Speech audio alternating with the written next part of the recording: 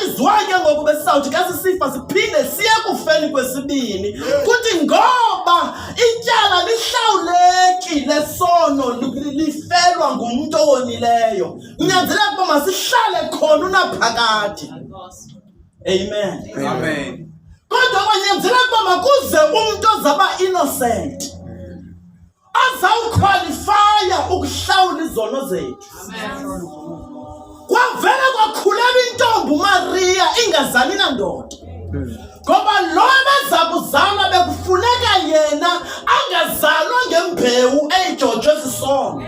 That means ngembewu kaAdam. Ngoba bonke abazalwa emva kaAdam bazalwa bezalela esonweni. Bonke abazalwa emva kaAdam bazalwa bezalela ukwahlukana noThixo. Bezalwa beinherita isono ngokuzalwa hayi ngokusenza. Ngoba umuntu xa ezalwa kulo mhlaba abakabi ngumoni ngenxeni yokuthi onile. But uba ngumoni ngenxeni yokuthi ezaliwe. Uba simbone senza isono wenza isono ngenxeni ntoba engumoni qha. Then uThixo ke ngoku yena ngokwakhe weza emhlabeni. Wazala umntana wathiwa igama loba nguYesu. Ekubelethwa igama loba nguYesu waphila impilo engekho umuntu eke wayiphila. IBhayibhile kuye khange kufunyanwe nenkohliso emlonyeni wakhe. But ke ngoku simbona uYesu eyokufa emnqamlezweni.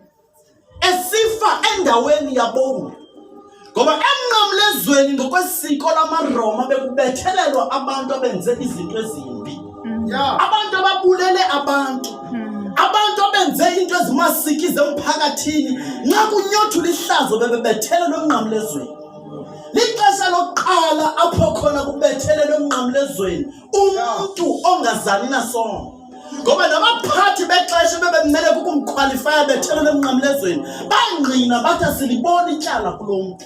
But wabethelelwa emnqamlezweni unyana kaThixo. IBhayibhile akazange bethelelwe ngenxa yezakhe izono. Ithi lo ongazali nasono wenziwe isono emnqamlezweni ukuze thina sibe bubulungisa bukaThixo. So ngamanye amagama ndim nawe ebemele ukufa emnqamlezweni ngenxa yesono sethu. Kodwa uYesu wathatha indawo yethu emnqamlezweni.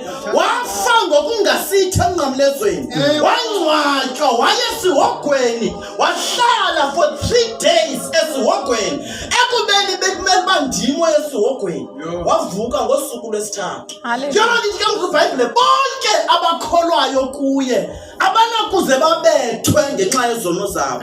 Bonke abakholwayo kuye abanakuba saya esihogweni ngenxa yezono zabo. Ngoba sebabethwa ngokubethwa kukaYesu. Sebaye esihogweni ngokuya kukaYesu. IBhayibhile wavuka ngosuku lwesithathu.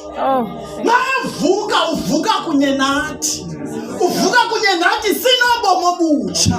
Ngoba obomi obudala baphelela emnqamlezweni noYesu. Uvuka kunye nathi sizizidalwa ezitsha. Ngoba isidalwa esidala sabethelela emnqamlezweni noYesu. Yona nto uPaulus kayethetha athi mna ndibethelele kunye noKristu emnqamlezweni.